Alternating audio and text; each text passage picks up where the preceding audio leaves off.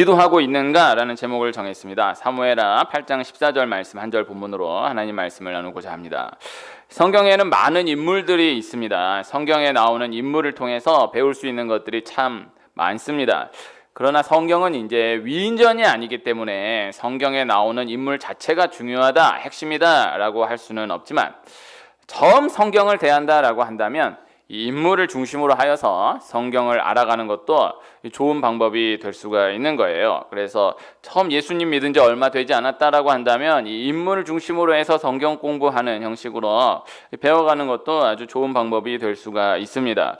성경 인물 가운데에 가장 큰 비중이 있는 인물을 한 면만 꼽는다라고 한다면 다윗을 꼽을 수가 있을 거예요.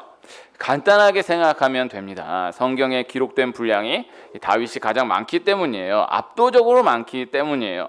성경은 간단하게 생각하면 가장 많은 분량이 할애되어 있다라는 사람 중요한 인물, 가장 많은 분량이 할애되어 있는 내용이다라고 하면 중요한 내용, 또 반복적으로 계속 그 내용이 나온다라고 한다면 중요한 내용, 이렇게 이해해도 틀리지 않습니다. 다윗은 예수 그리스도의 예표가 되는 모델입니다. 이 마태복음 1장 보면 처음 딱 펼치면 아브라함과 다윗의 자손 예수 그리스도의 계보라, 이렇게 해서 말씀이 시작되는 것을 볼 수 있어요. 예수님을 다윗의 자손이라고 칭해요. 유대인들이 다윗의 자손이다라고 이야기하는 것은 그냥 다윗의 자손이니까 다윗의 자손이라고 이야기하는 것이 아니고, 다윗의 자손이라는 말 뜻에 메시아라는 뜻이 담겨져 있습니다. 하나님의 아들, 하나님이시다라는 말을 유대인의 문화 가운데에서 다윗의 자손으로 표현하는 것이죠. 그래서 예수님을 두고 다윗의 자손이여라고 고백했던 사람들은 그냥 다윗의 자손으로 고백한 것이 아니라 예수님을 하나님의 아들로, 하나님으로 고백한 것이다, 이렇게 이해해도 틀리지 않은 것입니다. 이 아브라함과 다윗의 자손 예수 그리스도의 계보라, 이렇게 시작되는 마태복음 그리고 또 신약성경 말씀을 생각해 보면요, 사실 정확하게는 다윗의 자손 예수 그리스도의 계보라, 이것이 맞는 거예요. 다윗의 자손 예수 그리스도의 계보라라는 말씀 앞에 아브라함을 덧붙인 구조로 그렇게 말씀을 생각해 볼 수가 있는 거예요. 그래서 굳이 이야기한다면 아브라함이 더 중요하냐, 다윗이 더 중요하냐, 유치한 질문이 될 수 있겠지만은 다윗의 자손 예수 그리스도의 계보라의 말씀에 아브라함이 붙여져 있는 것이니까 다윗이 그만큼 참 중요한 사람이다라는 것을 생각해 볼 수는 있겠죠. 처음에 나눈 대로 다윗을 통해서 예수님을 볼 수 있어야 하고, 또 다윗을 통해 역사하신 하나님을 볼 수 있어야 합니다. 그것이 핵심이에요. 그러나 그것이 전제되어 있는 가운데에서 다윗을 통해서 배울 점들이 또 참 많은 것이죠. 다윗은 하나님을 너무나 사랑했던 사람, 그리고 가장 큰 축복을 받았던 사람. 그런데 또 하나를 소개한다라고 하면 다윗의 그 수많은 이야기 하나하나가 너무나 방대하고 참 놀라운 이야기들인데, 그러나 신기한 것은 다윗의 이야기 가운데에 어떤 기적이 하나도 없다라는 거예요. 어떤 홍해가 갈라진다거나 태양이 멈춘다거나 혹은 하나님이 따로 나타나셔서 어떤 신비한 환상을 보여주신다거나, 이러한 이 다윗의 삶 가운데 그런 어떤 초월적인 것들이 전혀 없는 것이죠. 그러한 가운데에서도 어떤 치우침이 없이 성실하게 한결같이 달려나갔던 다윗을 생각해보면 다윗은 참 보편적인 신앙 모델이다, 건강한 건전한 신앙 모델이다, 이렇게 생각해 볼 수가 있을 거예요. 오늘 말씀 사무엘하 8장 말씀은 다윗 전성기 때의 말씀입니다. 다윗이 대단하기는 참 대단했지만은 큰 축복을 받은 사람인 것은 분명하지만, 그러나 성경 전체에 이 다윗에 대한 이야기가 그렇게 많은데, 그러나 다윗의 대단했던 이야기, 다윗이 큰 축복을 받았던 이야기의 분량은 너무 적은 거예요. 다윗의 이야기는 참 많이 기록되어 있는데 그 가운데에서 다윗 축복받은 이야기, 다윗이 대단했던 이야기, 영광받은 이야기는 얼마 안 돼요. 다 대부분의 이야기들은 다 다윗이 그저 고생한 이야기, 그저 기다려야만 했던 이야기가 대부분인 것을 볼 수가 있는 것이죠. 오늘 말씀의 상황은 그 모든 과정들, 다 그 고생한 그 과정들, 그저 기다려야 했던 그 모든 과정들이 녹아진 가운데에서 드러난 이야기이다, 이렇게 볼 수가 있을 거예요. 우리 한 분 한 분께 이 사무엘하 8장의 은혜가 있기를 축복하고, 또 이 안에 담겨져 있는 원리가 전해지는 은혜가 있기를 축복합니다. 오늘 말씀의 상황을 생각해 보면요, 다윗이 계속해서 치러내는 모든 전쟁 가운데 다 승리했다라는 거예요. 이 다윗 개인의 삶뿐만 아니라 이스라엘 나라, 이스라엘 민족 전체에 있어서 이 사무엘하 8장이 오기까지 요 어간의 때까지 그동안의 이스라엘은 계속해서 이방 민족들에게 공격을 당해왔지 이스라엘 민족이 그 이방 민족들 그들을 공격해서 정복한 적이 없었어요. 그런데 다윗 때에 이르러서 이 사무엘하 8장에 이르러서는 다윗이 공격을 해서 정복해 나가는 거예요. 그 오랫동안 괴롭힘만 당해왔었던 블레셋, 모압, 아람, 에돔 이 모든 이방 민족들을 다 이스라엘이 공격을 해서 정복해 나가는 것을 볼 수가 있는 것이죠. 우리는 이제 다윗이 대단했던 왕이었다라는 것을 성경을 통해서 또 역사를 통해서도 다윗은 알 수가 있어요. 성경의 모든 인물들이 역사책에 주류로 기록되어 있지 않지만 이 다윗과 솔로몬에 있어서는 아무리 역사책 대충 짧게 기록한다 해도 다윗과 솔로몬을 건너뛰어서 역사책을 기록할 수는 없는 거예요. 이 다윗이 이 솔로몬 시대 때가 그만큼 역사적으로 주류의 역사였던 것을 대단했던 역사였던 것을 부인할 수는 없기 때문인 것이죠. 다윗이 그만큼 대단했던 왕인 거예요. 그래서 이 모든 것들, 이 다윗이 이 이방 민족들을 다 공격해서 다 승리하고 다 정복했다라는 것들을 우리는 당연하게 생각할 수 있지만요. 그러나 이 당시 상황 가운데에서는 이스라엘 민족, 이스라엘 백성들조차도 이 다윗이 모든 나라들을 공격해서 이기고 정복해 나가는 것을 당연하게 생각하지 못하는 거예요. 너무나 의아하게 생각하는 거예요. 자기 일인데도 의아해하는 거죠. 인간적으로 보았을 때 다윗이 그렇게 강성한 왕이라 이렇게 생각하지 못했기 때문이죠. 인간적으로 보았을 때 다윗의 때가 이스라엘 전체가 그렇게 참 구체적으로 무섭게 일어나고 열강을 정복해 갈 것이다 이렇게 전혀 생각하지 못했기 때문인 것입니다. 다윗은 사무엘을 통해서 왕으로 기름 부음을 받고도 오랜 시간을 계속해서 광야에서 지냈어요. 사실 구체적으로는 자신을 죽이려는 사울을 피해서 도망다니며 살았어요. 그게 다윗 이 전반부 인생의 거의 전부예요. 그런데 사울이 죽었어요. 그런데 사울이 죽고 나서도 그렇다고 사울이 죽고 나서 바로 왕이 됐느냐? 그러지도 못해요. 먼저 헤브론에서 7년을 왕으로 지내고 후에 예루살렘에서 이스라엘 왕으로 세워지게 되는데 그러나 예루살렘에서 이스라엘 전체의 왕으로 세워지고 나서도 또 왕으로서의 권력을 다 차지하기까지 그러니까 다윗이 정말 왕다운 왕으로서 이스라엘 전체의 왕다운 왕으로서 군림하기까지는 또 짧지 않은 시간을 거쳐야 했던 것을 볼 수가 있는 것입니다. 다윗이 이렇게 왕으로 기름 부음을 받고도 또 이후에 사울이 죽고 나서도 이스라엘 왕 전체의 왕으로 세워지기까지 오랜 시간이 걸린 이유는 하나님의 계획하심이 우선인 것이겠지만 일단 현실적으로는 전반부 때는 사울 때문이죠. 사울이 왕으로 있으니까요. 사울이 뭐 왕은 이제 다윗이 왕인 거는 뭐 고사하고 사울한테 도망 다니느라 이 모든 세월을 다 보내니까 그러나 사울이 아니고서라도 사울이 죽고 난 다음에도 기다렸다는 듯이 다윗이 전체 왕으로 군림하진 또 못한단 말이에요. 이 중요한 이유는 이스라엘 백성들 전체가 다윗을 왕으로 세우고 싶어하지 않았기 때문이다라는 것입니다. 이스라엘이 본래 처음에 하나님께 그토록 왕을 세워달라고 요구했던 원했던 이유는 다윗 시대와 같은 부강한 시대를 꿈꾸었기 때문인 것은 맞아요. 그러나 다윗과 같은 사람을 왕으로 세우고 싶지는 않았었던 것이죠. 그러니까 이스라엘이 처음 사무엘을 통해서 왕을 세워달라고 원했던 것이 나라 전체가 부강하게 일어나고 온 열강을 막 정복해 나가는 그러한 시대를 꿈꾸었기 때문에 왕을 원했던 것은 맞는데 그런데 그와 함께 또 세상적으로도 많은 것을 즐기기 원했기 때문에 더 이상 하나님의 어떠한 간섭을 받고 싶어하지 않았기 때문에 왕을 원했다라는 것입니다. 그들은 세상적으로 부강한 것과 또 세상적으로 즐기는 것을 대치되는 것으로 생각하지를 않았던 것이죠. 생각하지를 못했던 것이죠.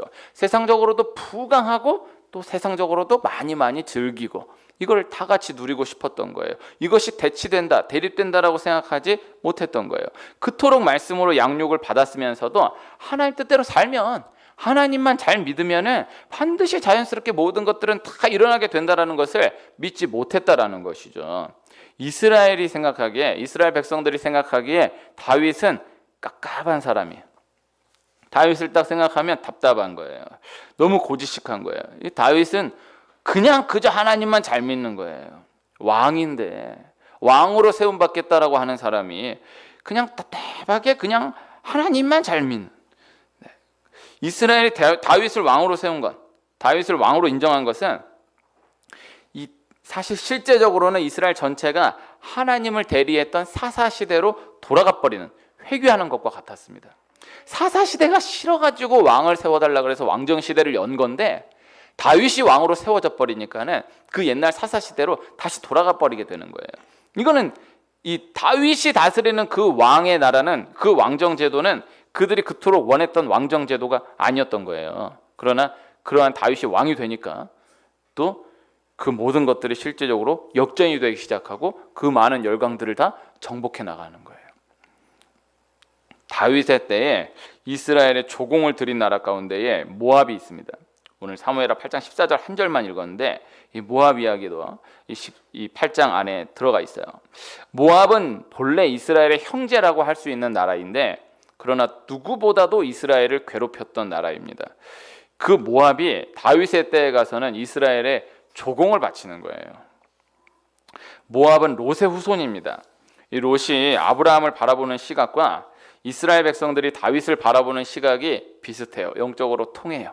그렇게 보면 말씀 이해하기가 쉬워요.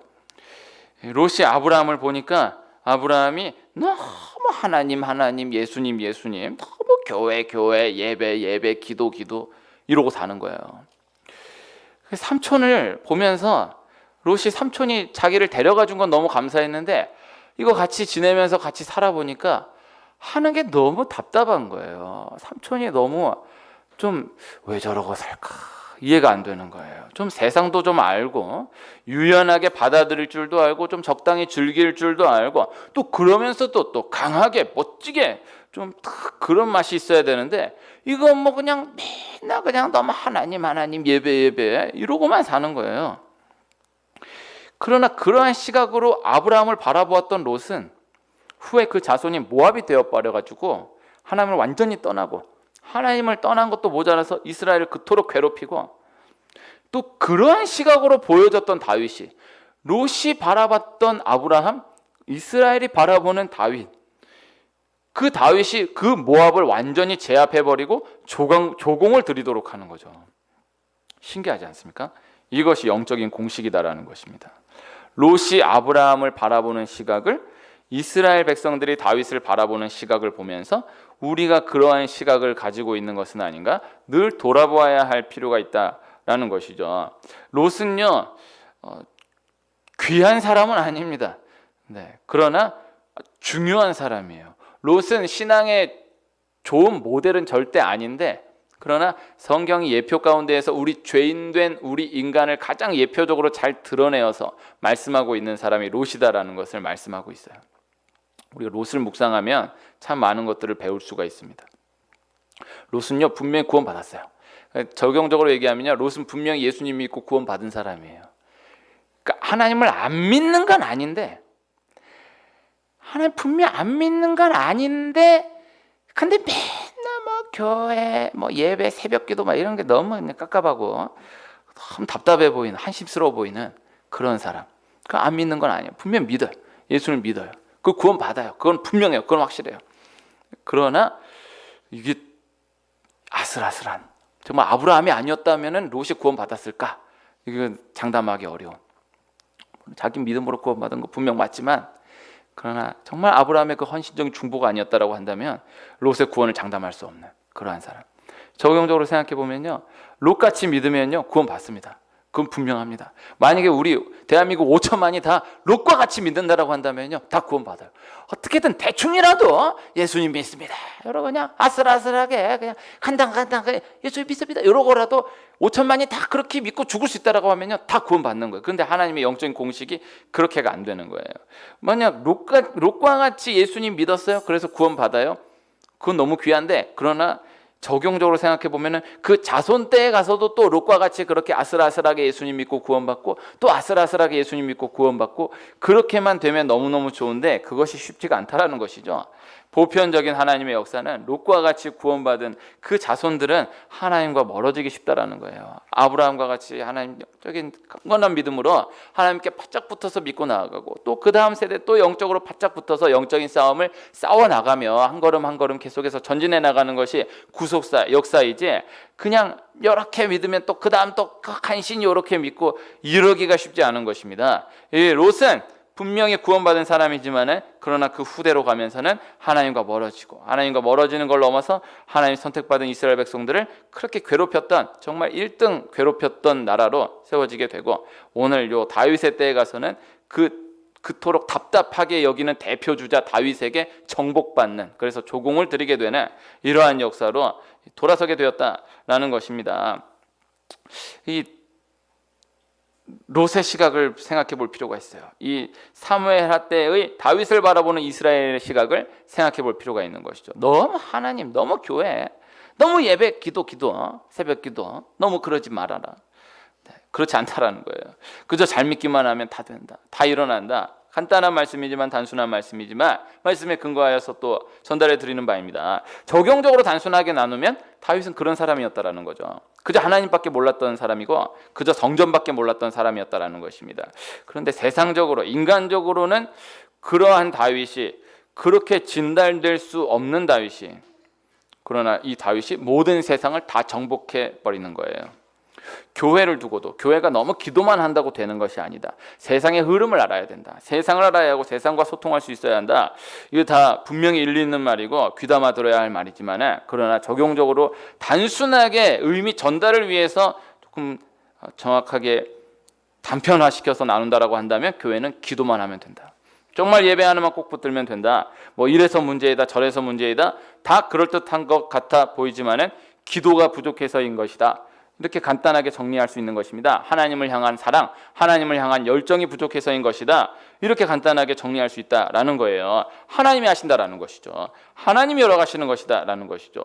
용장 위에 지장이 있고 지장 위에 덕장이 있고 덕장 위에 복장이 있는 것입니다. 우리가 하나님께 복을 받아야 한다. 은혜를 받아야 한다. 그래서 하나님께 복을 받아 살아나가는 은혜를 받아 살아나가는 전진해 나가는 우리 한 분 한 분 되시기를 축원합니다. 오늘 말씀 가운데에서 사실 다윗에게서 어떤 핵심을 찾아가지고 다윗을 중심으로 해서 말씀을 살피기가 어려워요. 그저 하나님이 다윗을 선택하셨고 다윗을 통해서 이 어마어마한 엄청난 역사를 단숨에 이루어 가신 것이다. 이렇게 정리할 수밖에 없는 것이죠. 그저 하나님의 주권이고 하나님의 은혜이고 하나님의 능력인 것입니다. 성공을 다룬 장으로 사무엘하 8장을 꼽는다라고 한다면 이것은 다윗의 성공이다라기보다는 하나님의 성공을 말씀하는 것이다. 하나님이 그저 다윗을 통해서 그렇게 역사하신 것이다. 이렇게 정리할 수 있다라는 것이죠. 다윗에게서 어떠한 메시지를 찾는다라고 한다면 그저 하나님만 바라보았다라는 것. 그렇게 치우치지 않고 사무엘하 8장의 때까지 달려왔다라는 것. 그리고 참 신실하게 성실하게 하나님 붙들고 달려왔다라는 것. 신실하신 하나님, 성실하신 하나님께 자신도 그저 신실함으로 성실함으로 반응하고자 했었다라는 것. 그렇게 정리할 수가 있는 것입니다. 그래서 이렇게 뭐 꼬박꼬박 예배 나오고 주일 지키고 내 예배 자리를 지키고 그저 기도하고 말씀 붙들고 그렇게 한 시간 한 시간 쌓여져 나가는 것이 절대 가벼운 것이 아니다. 절대 세상적인 잣대를 가지고 우습게 볼 일이 아니다라는 것을 이 다윗을 통해서 다시 한번 생각해 보는 것입니다. 오늘 말씀 14절 한 절 말씀을 읽었는데요. 제가 다시 한번 읽으면요. 다윗이 에돔의 수비대를 두되 온 에돔의 수비대를 두니 에돔 사람이 다 다윗의 종이 되니라. 다윗이 어디로 가든지 여호와께서 이기게 하셨더라. 어떠한 것을 결정해야 할 때, 어떤 방향으로 나아가야 할 기로에 섰을 때에 그 결정 하나로 인해서 모든 것들이 결정되고 그 나아가는 방향 하나로 인해서 모든 것들이 결정된다라고 생각하게 되는 때가 있습니다. 그러나 다윗은 그 중요한 결정 하나하나를 두고 대할 때마다 그 결정 하나하나에 매이지 않았다라는 거예요. 하나님이 어디로 가든지 함께 하시고 어디로 가든지 이기게 하실 것을 믿었기 때문이다라는 것이죠. 그래서 어디로 가는가가 중요한 것이 아니에요. 하나님이 함께 하시는가가 중요하다라는 거예요. 주어진 문제가 무엇인가가 이것을 어떻게 풀어가야 할 것인가가 중요한 것이 아니에요. 그것을 두고, 그 문제를 두고 지금 내가 하나님 앞에 기도하고 있는가? 그래서 오늘 말씀 제목, 기도하고 있는가? 그것이 중요하다라는 것이죠. 하나하나를 다윗이 결정해 나가는 거예요. 이 다음 경로를 어떻게 나가야 할 것인가? 이 계속해서 왕으로서 닥쳐오는 문제들을 어떻게 대처해 나가야 할 것인가? 다윗이 결정해 나가고 다윗이 대처해 나가는 거예요. 그러나 그때마다 다윗은 늘 하나님께 기도함으로 움직여 나갔다라는 것이죠. 결정하는 것이 중요합니다. 어떻게 대처해 나가야 하는가? 그 결정하는 것이 중요합니다. 말도 안 되는 말 같지만요. 그러나 결정하는 것이 중요하지만 또 그러나 결정하는 거 그렇게 중요하지 않아요.